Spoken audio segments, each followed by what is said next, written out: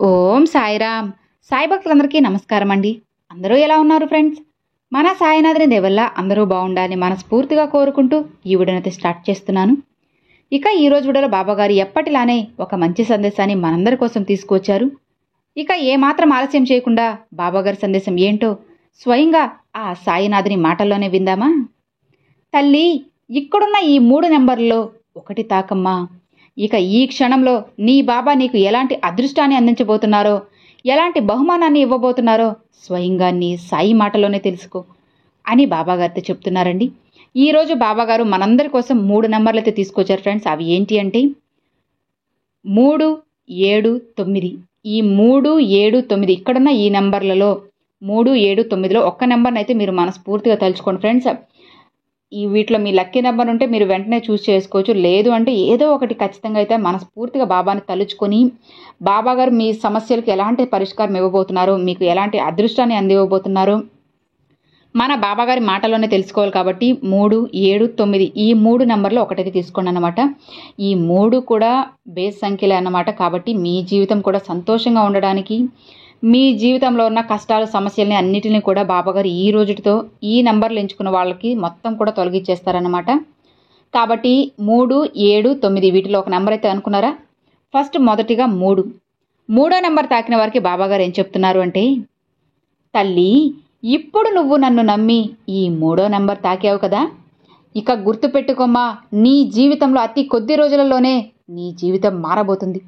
అసలు చెప్పాలంటే బిడ్డ, 3 రోజుల్లోనే నువ్వు కోరుకున్న కోరిక తీరబోతుంది, లేదా ఆ కోరిక తీరబోతుంది అన్న సంకేతం కానీ ఏదో ఒక చిన్న మార్పు అనేది నీకు అర్థమవుతుందమ్మా.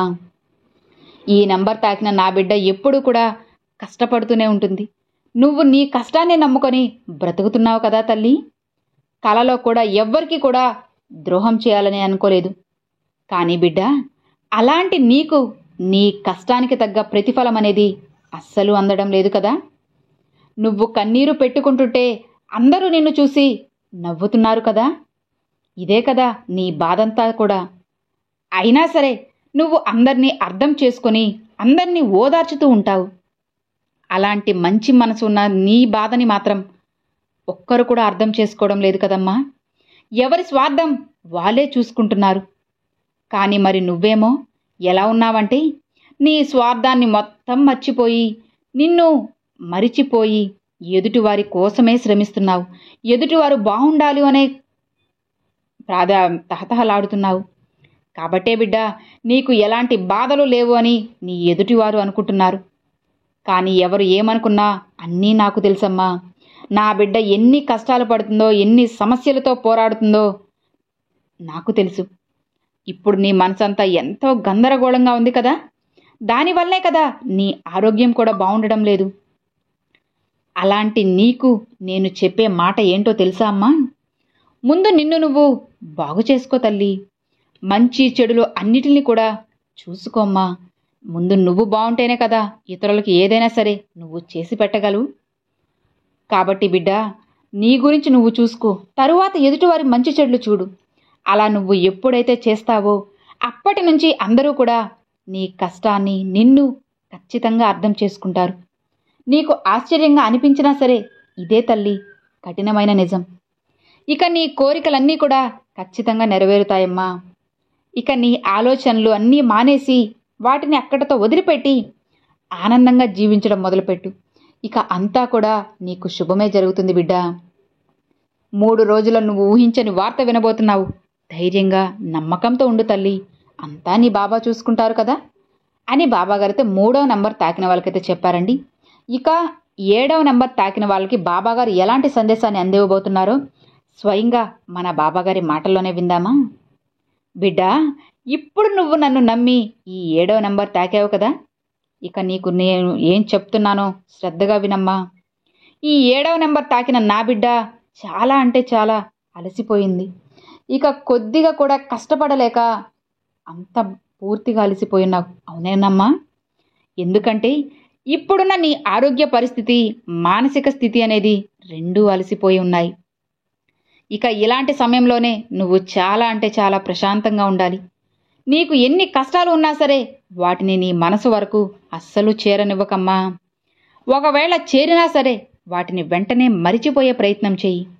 గుర్తుపెట్టుకోమ్మా, కేవలం నీ గురించి మాత్రమే, అంటే 90% నీ గురించి మాత్రమే ఆలోచించు. మిగతా 10% ఉంది చూసావా, అది నీ వాళ్ళ గురించి, చుట్టుపక్కల వాళ్ళ గురించి ఆలోచించు. ఎందుకో తెలుసా బిడ్డ, వాళ్ళేం నిన్ను పట్టించుకోవడం లేదు కదా, వాళ్ళ జీవితం వాళ్లకు నచ్చినట్లు బ్రతుకుతున్నారు. అలానే నీ జీవితం కూడా నీకు నచ్చినట్లు బ్రతికితేనే కదా నీ జీవితానికి ఒక అర్థం, పరమార్థం ఉండేది. కాబట్టి తల్లి, అలసిన నీ మనసుకి, అలసిన నీ శరీరానికి ఇప్పటికైనా సరే కాస్త విశ్రాంతినివ్వమ్మా. అన్నీ సర్దుకుంటాయి. ఇక నువ్వు దేని గురించి కూడా ఆలోచించకు బిడ్డా, అన్నీ కూడా నీకు అనుకూలంగానే జరుగుతాయి. నీ కోరికలన్నీ కూడా నెరవేరుతాయమ్మా. చిన్న విషయానికే కంగారు పడిపోయి భయపడుకు బిడ్డా. మనసుని ప్రశాంతంగా ఉంచుకో, అన్నీ కూడా సవ్యంగా ఉంటాయి. నీకైన దారి అనేది నేను అందిస్తాను కదా. ఇక నువ్వు కోరింది జరగడానికి కాస్త సమయం పడుతుంది. అప్పటి వరకు కొద్దిగా ఓపికతో ఉండమ్మా. నీ బాబా చెప్పినట్లు అన్నీ జరుగుతాయి. అన్నిటిని నేను చూసుకుంటాను కదా, సంతోషంగా ఉండు. నీ సాయి తండ్రి నీకు తోడు ఉన్నంత వరకు మిగతావన్నీ కూడా నువ్వు భయపడాల్సిన అవసరం లేదు అని బాబాగారితో చెప్తున్నారండి. సో చూశారు కదండి, బాబాగారు 7వ నెంబర్ తాకిన వాళ్ళకైతే ఇలా చెప్పారన్నమాట. ఇక ఆఖరిగా చివరిది 9వ నెంబరు. ఈ 9వ నెంబర్ తాకిన వాళ్ళకి బాబాగారు ఏం చెప్పబోతున్నారో స్వయంగా మనం మన బాబాగారి మాటల్లోనే విందామా. తల్లి, ఇప్పుడు నువ్వు దేనికోసమైతే కంగారుగా ఎదురు చూస్తూ ఉన్నావో అది అతి త్వరలోనే నీ దగ్గరికి చేరబోతుందమ్మా. ఇప్పుడు నువ్వు నన్ను నమ్మి 9వ నెంబర్ తాకావు కదా, 9 రోజుల్లోనే అది నీ దగ్గరికి రాబోతుంది. ఇప్పటి వరకు నీ జీవితంలో ఎన్నో కష్టాలు అనుభవించావు కదా, అయినా బాధపడకు. నీకు ఏది కావాలో అది ధైర్యంగా నా కళ్ళల్లోకి చూస్తూ నన్ను అడుగు తల్లి. నువ్వు కోరింది నీకు రావాల్సిన సమయంలో ఖచ్చితంగా నీకు అందిస్తాను. ఇప్పటి వరకు నువ్వు నీ జీవితంలో ఎంతో మందిని నమ్మి మోసపోయావు కదా. సరే తల్లి, ఇకనైనా ఒక్కసారి కళ్ళు తెరిచి చూడు. ఎవరు మంచివారో ఎవరు చెడ్డవారో తెలుసుకో. నువ్వు ఏదైతే ఇక జరగదు అని అనుకుంటున్నావో అది జరగబోతుందమ్మా. ధైర్యంగా ఉండు తల్లి. ఇప్పటి వరకు నీకు ఎన్నో ఎదురు దెబ్బలు తగిలాయి కదా, ఎన్నో కష్టాలు కూడా నువ్వు చూస్తున్నావు కదా, అన్నీ ఎదురవుతూ ఉన్నాయి. ఎన్నో కష్ట నష్టాలు అన్నిటినీ కూడా ఎదుర్కొన్నావు. అయినా సరే ప్రతిసారి కూడా నువ్వు పడిన చోటు నుంచే మళ్ళీ లెగిసి గెలవాలి అని కసితోనే ప్రయత్నిస్తున్నావు. నీ మనసుని ధైర్యంగా ఉంచుకుంటున్నావమ్మా. అవును తల్లి, ఒక్కటి చెప్పనా, నీలో ఉన్న ఈ గొప్ప లక్షణమే నిన్ను నాకు ఇంకా ఇంకా దగ్గర చేస్తుంది. నీ కష్టానికి తగ్గ ఫలితాన్ని నేను అందిస్తానమ్మా. ఇక ఆనందంగా ధైర్యంగా ఉండు. నీ బాబా నీకు తోడు ఉండగా నీకెందుకు తల్లి భయము. సంతోషంగా ఉండు. నువ్వు ఎదురు చూసే వార్త అతి త్వరలోనే వినబోతున్నావు. ఇక నీ సాయి మాటలు విన్నాక మనసు కాస్త కుదుట పడింది కదా. ఇకనైనా ఒక్కసారి నవ్వు బిడ్డ. నీ నవ్వు కోసమే కదా నేను ఎప్పటి నుంచో ఎదురు చూస్తున్నాను. నీ సాయి తండ్రి కోసమైనా ఒక్కసారి నవ్వుతావా తల్లి. ఇక చాలమ్మా. ఇక నీ జీవితం అంతా సంతోషంగా ఉండేలా నేను ఆశీర్వదిస్తున్నాను. ధైర్యంగా ఉండు అని బాబాగారైతే 9వ నెంబర్ తాకిన వాళ్ళకైతే చెప్పారండి.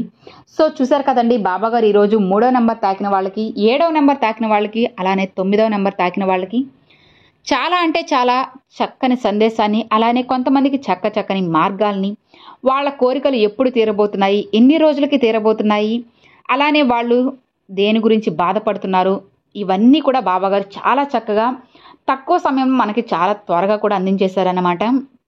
ఇదంతా కూడా మీ అందరికీ ఎంతో బాగా నచ్చుతుంది, అందరికీ కూడా కనెక్ట్ అయింది అని చెప్పి ఆశిస్తున్నాను ఫ్రెండ్స్.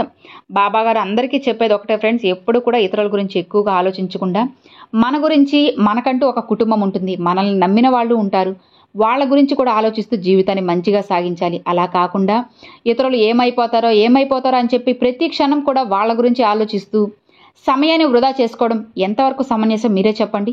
అసలు ఆలోచించండి, మీకే సమాధానం దొరుకుతుంది.